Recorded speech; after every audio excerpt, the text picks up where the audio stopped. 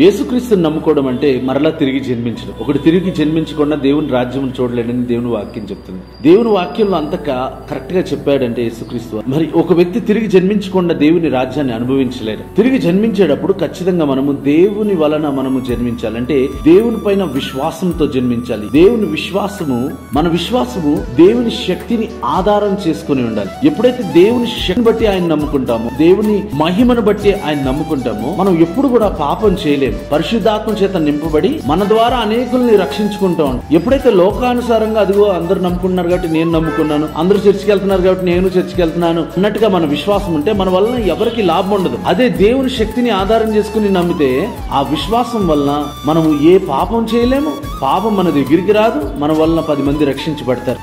లూకాసు వార్త 1:14 అతడు ప్రభువు దృష్టికి గొప్పవాడై ద్రాక్షారసమైనను మద్యమైనను త్రాక్క తన తల్లి గర్భమును పుట్టినది మొదలుకొని పరిశుద్ధాత్మతో నిండుకొని వాడై ఇజ్రాయేలీల్లో అనేకులను ప్రభు అయిన వారి దేవుని వైపునకు త్రిప్పును.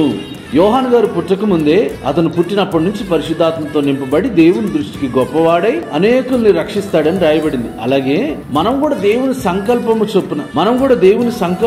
చొప్పున తిరిగి జన్మించినట్లయితే మనం దేవుని దృష్టికి గొప్పవారిగా ఉంటాం. మనం దేవుని దృష్టికి మరి దేవుని సంకల్పము చొప్పున అంటే మనం దేవుని సంకల్పము చొప్పున జన్మించామా, దేవుని సంకల్పము చొప్పున దేవుని నమ్ముకున్నామా లేదా అనేది ఎప్పుడు తెలుస్తుందంటే మన ఫలితాలను బట్టి తెలుస్తాయి. అబద్ధ ప్రవక్తలను ఏ విధంగా గుర్తించాలని బైబిల్ చెప్తుందంటే వారి ఫలమును చూడండి అని చెప్పాడు. అలాగే మనము కూడా దేవునిని ఆయన యొక్క శక్తిని బట్టి విశ్వసించి ఆయన్ని వెంబడించగలిగితే పాపము చేయలేము, మద్యం తాగలేము, ఈ లోకానుసారమైనవి ఏవి కూడా మనం ముట్టుకోలేము. ఎందుకంటే మనలో ఉన్న వాని పట్ల మనకున్న విశ్వాసాన్ని బట్టి ఏ పాపము చేయలేము, ఏ తప్పుడు పనులు చేయలేము, ఏ వ్యసనాలు మనల్ని బంధించలేము, ఏ పాపము మనల్ని బంధించలేదు. దానికి తగ్గట్టుగా మనల్ని బట్టి అనేక మంది రక్షించబడతారు. కాబట్టి మన జీవితాన్ని, మన విశ్వాస జీవితాన్ని యేసు వైపు చూస్తూ ఆఖరి వరకు కొనసాగిస్తూ, మన విశ్వాస జీవితాన్ని యేసుక్రీస్తు వారి వైపు చూస్తూ కొనసాగిస్తూ అనేకులకు ఆశీర్వాదకరంగా ఉందాం. God bless you.